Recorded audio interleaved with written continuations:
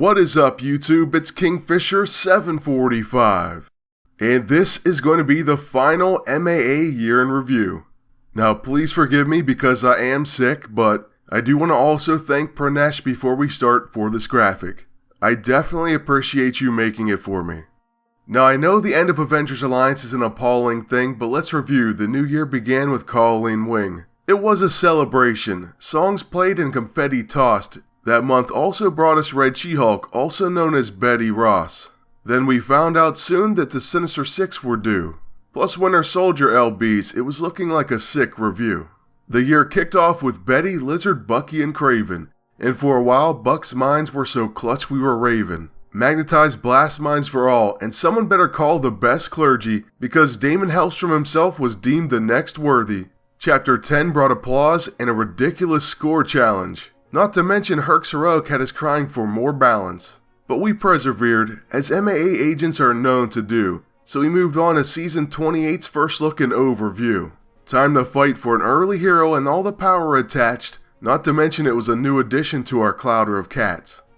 Unknown to many, though she had a long history as Patsy Walker, I still think the best part of that season was a nasty shocker. No, not that one. It was Electro's time to shine. He was shockingly good with Victor as my prime design. As for the 4th anniversary, PD released the E3 suits. Those who bought the blasters had us asking, how do we beat these dudes? Unavoidable and tangible, follow-ups and fatal finish.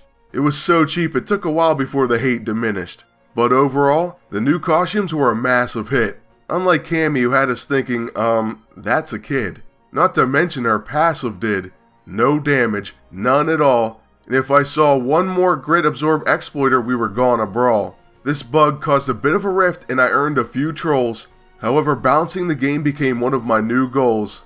The most ridiculous teams are part of the focus on that serious mess, and I launched another investigation into a mysterious dress. As far as chapters being released, we were back to slow content, and as far as Marvel Avengers Alliance 2, no comment. The game was about to change with the addition of Cloak and Dagger. This dynamic duo left the rest of the roster smoked and battered. I mean, C&D were so OP, they should have been broken up, or at least patched like Black Cat's stroke of luck. Obviously, the whole entire thing was a misused shame. She was for real stroking out, better call Miss Hussein. Speaking of Excalibur, she was on Beast Gen release. She was anti-everything, just trying to increase the peace. But with that, we blasted right past every last answer. We missed Deathlocket, Shocker, and Urban Black Panther. But who cares? What really shocked the people, there was no Civil War event, but at least we got the sequel. To miss that epic tie-in, the dev team must have been missing a few marbles, but at least Civil War 2 delivered us Jane Foster and Blue Marvel. Season 30 brought Beetle, but no one gave a damn she stayed. In a battle, her biggest weakness would be a can of Raid. And speaking of insects, Manus also crawled onto the scene.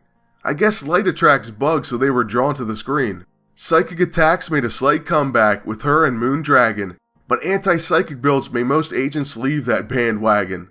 Let's be honest, Songbird was weak. She couldn't move the dance floor, though when it came to Night America, he was something to stand for.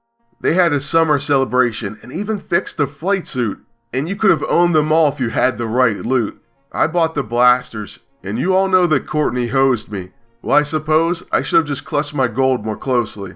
We expanded our horizon. In other words, we began to picture wider. Things got cosmic with the addition of Nova Prime, aka Richard Rider. And he wouldn't be the last. In fact, he was just for starters. PvP brought the Avatar of Oblivion, Phyla-Vell, or just Martyr. We even got Adam Warlock. Basically, all the losers stopped. I mean, it was all but over after the Accuser dropped. The best release of all time came at the end of the line. I still don't know if White Tiger was a trend or design, but she was unstoppable. She could have been the breaker of faith. She made the real Mock look more like a fake or disgrace. Still, chapters 11 and 12 in the same month got insane cheers. Normally, we'd be lucky if they came twice in the same year. We thought PD lost their minds. Better put them behind the walls at Arkham, and bring in the National Guard, or better yet call the Spartans. This game, though at times it was a trial, it's classic. Just take it from Greythoth. It was a great ride while it lasted. And that's it for the year in review, everyone. I do want to thank you for watching. I hope you enjoyed it. I once again do apologize for being sick, but I wanted to get this video done. If you're able to, please leave a like, comment, and subscribe. I just want to thank you all again, and we'll be back with some more videos soon. But until then, I just want to say good luck and take care.